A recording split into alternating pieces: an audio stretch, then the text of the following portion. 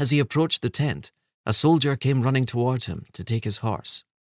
The man looked wild-eyed at James and was about to say something, pointing to his tent, when James heard it. Music. The music that filled his dreams by night and lifted his heart by day poured from his tent, glowing bright and warm against the dark sky.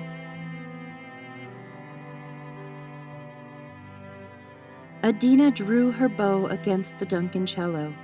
She was unsure of herself, unsure of why she needed to do this, to be here and risk everything she wanted.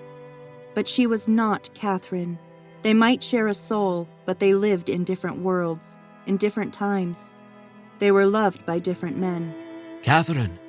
Adina looked up as the canvas door of the tent was torn open and James stood silhouetted before her. She stared at the imposing figure and lowered her head. Wetness stung her eyes. She trembled as she continued playing the song that burned within her. James rushed to her and took her face in his hands. She peered up through tears at his blurry outline. What happened? He bent down to kiss her head tenderly. Why have you come here?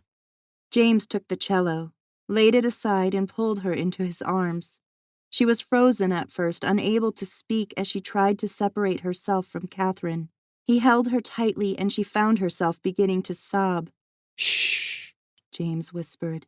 She fought for control, finally taking a deep breath. She pulled back and he stood staring at her closely. In his eyes she could see only tenderness. On his face only compassion. Catherine, I am with you, no matter what you may have to say to me. Adina hesitated. I know you are, James. And Catherine, she loves you very much. If he was puzzled by this statement, he did not show it. He fixed his gaze on her with the same intensity he had upon entering the tent.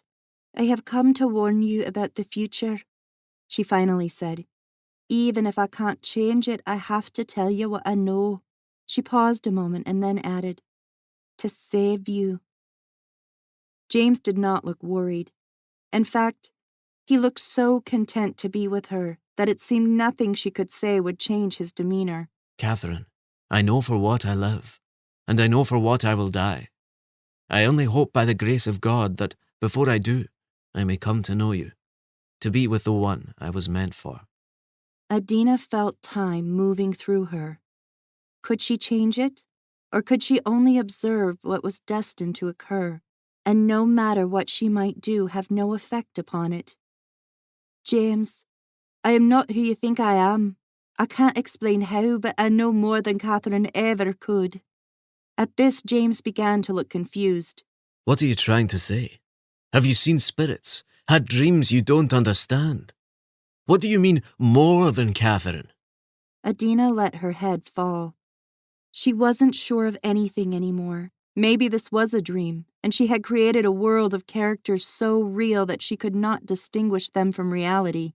James put his arms around her again, and she felt his strength radiate through her, his chest rising and falling with hers. His hand touched her head, sending tingles down her spine. She drew herself closer to him. She could feel every muscle in his chest, and even, it seemed, each beat of his heart.